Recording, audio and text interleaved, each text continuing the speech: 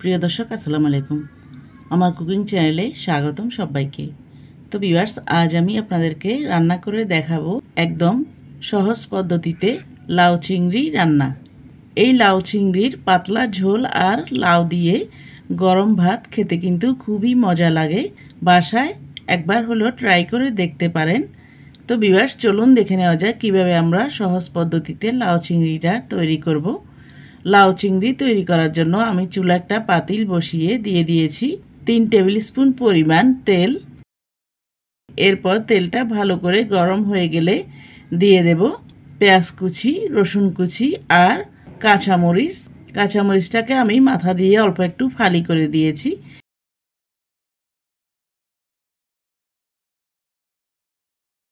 এরপর নেড়ে চেড়ে পেঁয়াজ রসুনটা একটু নরম হয়ে গেলে দিয়ে দেব হাফ টি স্পুন হলুদ গুঁড়া, দিয়ে দেব 1 টিস্পুন ধনিয়া গুঁড়া, এরপর দিয়ে দেব 1 টিস্পুন জিরার গুঁড়া, এরপর দিয়ে দেব স্বাদ মতো লবণ। এরপর গুঁড়া মশলাগুলোকে পেঁয়াজ রসুনের সাথে কিছুক্ষণ নেড়ে চেড়ে ভেজে নেব। এ পর্যায়ে চুলা আঁচটাকে একদম নিবু নিবু আঁচে রাখতে হবে, না হলে কিন্তু গুঁড়া মশলাটা পুড়ে যাবে। আমি কিছুক্ষণ নেড়ে ছেড়ে গুঁড়া মশলার কাঁচা গন্ধটা চলে গেলে দিয়ে দেব চিংড়ি মাছ।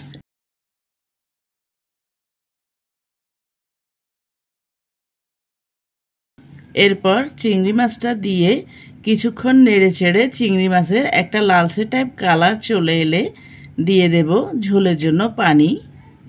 এখানে আমি ঝোলের জন্য 2 কাপ পরিমাণ পানি দিচ্ছি। লাউয়ের মধ্যে ঝোলটা একটু কমই লাগে, এজন্য আমি 2 কাপ পরিমাণ পানি দিয়েছি। এরপর নেড়ে ছেড়ে সবগুলো উপকরণ মিক্স করে নিয়ে ঢেকে দিয়ে ফুটে ওঠা পর্যন্ত অপেক্ষা করব। তো ভিউয়ার্স, দেখতে পাচ্ছেন ঝোলগুলো আমার ফুটে উঠেছে।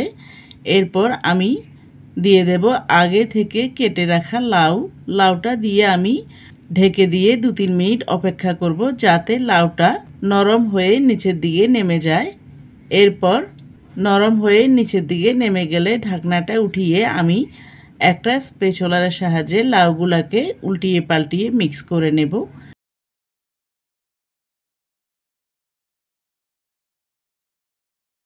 এরপর ঢেকে দিয়ে লাউটাকে আরও 3 থেকে 4 মিনিট পর্যন্ত রান্না করে নেব। লাউটা একদম কচি, লাউ রান্না করতে একদমই সময় লাগে না, এজন্য খুব দ্রুত লাউটা রান্না করা হয়ে গেছে। এরপর আমি একদম শেষ পর্যায়ে দিয়ে দেব 1 মুঠো পরিমাণে ধনেপাতা কুচি।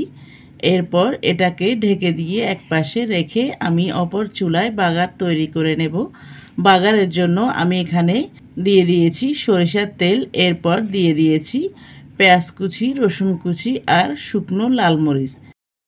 এরপর আমি পেঁয়াজ রসুন আর লাল মরিচটাকে নেড়ে ছেড়ে একটু গোল্ডেন কালার করে ভেজে নেব।